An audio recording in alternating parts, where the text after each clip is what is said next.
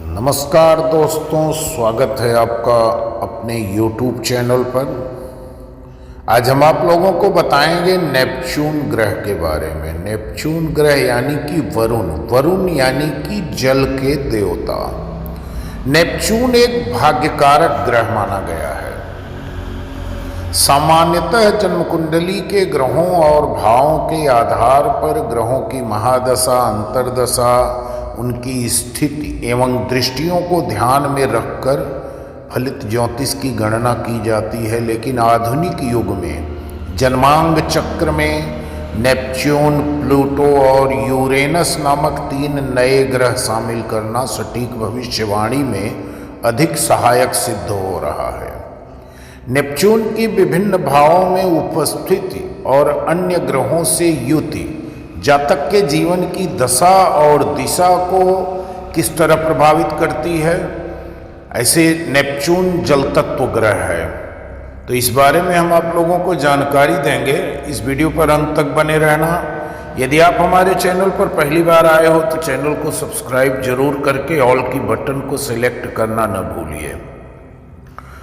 और ज्योतिष से जुड़ी किसी भी प्रकार की जानकारी, सहायता, कुंडली विश्लेषण, कुंडली मिलान या किसी प्रकार का रत्न या रुद्राक्ष खरीदना चाहते हैं तो हमारे नंबर पर संपर्क कर सकते हैं। गूढ़ शास्त्र, अंतर्ज्ञान, दूसरों के विचार जानने, कल्पना, सामंत तथा वैज्ञानिक विद्या का कारक माना गया है नेपच्यून।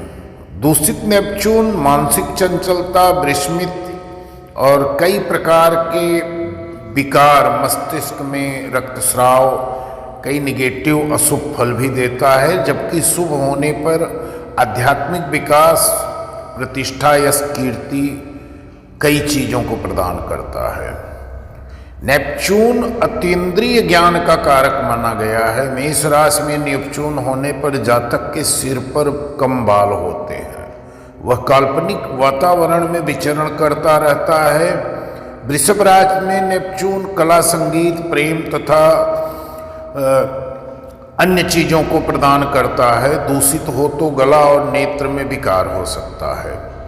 मिथुन में नेपच्यून जातक को विनोदी और मौका परस्त बनाता है।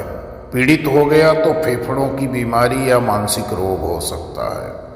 कर्क में रहने पर भावुकता और बचपन में पीड़ा रहती है।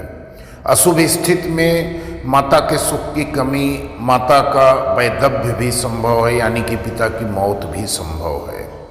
सिंह राशि में नेपच्यून रहने पर मनुष्य की ऊंचाई अधिक पर बाल कम होते हैं।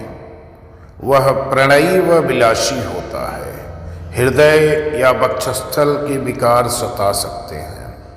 कन्या राशि में यह ग्रह व्यक्ति को शांत, गंभीर स्वभाव बनाता है। अनुसंधान में रुचि रहती है। अशुभ योग हो तो अंतड़ियों और पैर में रोग हो सकते हैं। व्यक्ति जब विश्वासघाती और शक्की किस्म का हो जाता है। तुला राशि में नेपच्यून रहने से जातक ऊंचा, पूरा और कई कलाओं का ज्ञान रखने वाला, उत्तम बुद्धिमत्ता से युक्त होता है। किडनी की बीमारी भी संभव है। वृश्चिक राशि में नेपच्यून जातक को गहन अध्येता, रसायन, औषध शास्त्र का निर्माता बनाता है। अशुभ प्रभाव में व्यक्ति धूर्त और अविश्वासी होता है। उसे गुप्त रोग हो सकता है। यदि वह यह धनु राशि में है तो धर्म, संस्कृति, प्रेम, असामान्य कल्पना का ध्येय दर्शाता है। दूषित हो तो मानसिक विकार और पैर या जांघ में पीड़ा भी दे सकता है। मकर का नेपच्यून मानव को मेहनती, लगनशील और सामाजिक, राजनीतिक भाग्यों में कार्य लेने वाला बनाता है। अशुभ प्रभाव में व्यक्ति स्वार्थी, धूर्त और त्वचा घुटने के रोग का शिकार हो सकता है। कुंभ राशि में नेपच्यून हो तो जातक बौद्धिक क्षेत्रों में प्रगति करता है तथा मानवतावादी दृष्टिकोण से विचार, सौंदर्य से युक्त होता है। मीन राशि का नेपच्यून काव्य कला में रुचि की और प्रवृत्ति का एकदम जागरूकता भावना से प्रदान करता है। स्फूर्ति रहती है। पीड़ित हो तो व्यक्ति के स्वभाव में विचित्रता देखने को मिलेगी, आलस्य देखने को मिलेगा। और इसके अगर रत्नों की बात की जाए तो जैसे नीलम इसका प्रमुख रत्न माना जाएगा, और इसके साथ साथ एक्वामरीन समुद्र से निकला हुआ पत्थर ज्यादा लाभकारी माना जाता है। ऐसे रंगों के हिसाब से ब्लू टोपाज भी पहना जा सकता है नेपच्यून को प्रसन्न करने के लिए, लेकिन सबसे बेहतर कार्य करता है एक्वामरीन, या तो फिर एक स्काई ब्लू कलर का हकीक आता है स्काई ब्लू कलर में। ये दो स्टोन सबसे ज़्यादा प्रभावी माने गए हैं। चूंकि एक्वामरीन महंगा स्टोन है तो उसकी जगह पर उससे मिलते जुलते कलर में आप ब्लू टोपाज पहन सकते हैं। यदि ब्लू टोपाज भी ना पहन सके, क्योंकि ब्लू टोपाज भी औसत दर्जे में महंगा स्टोन है, तो आप स्काई ब्लू कलर का, हल्के नीले कलर का हकीक धारण कर सकते हैं, और इसकी अंगुली होगी रिंग फिंगर। अब दाहिने हाथ या बाएं हाथ दोनों में पहन सकते हैं। नेपच्यून सूर्य की युति में 1, 5, 9 और 10 स्थान में शुभ कारक माना गया है। यदि सूर्य के साथ ये युति बना रहा है तो ये हमेशा शुभ योग देगा, यदि 1, 5, 9 और 10 में है तो दोस्तों नेपच्यून हमारे जीवन में बड़ा महत्व रखता है, और कुंडली विश्लेषण के समय में नेपच्यून के बारे में भी पूरी जानकारी लेनी चाहिए, उसे हासिल करना चाहिए। नेपच्यून से भी हमें अच्छा लाभ मिल सकता है।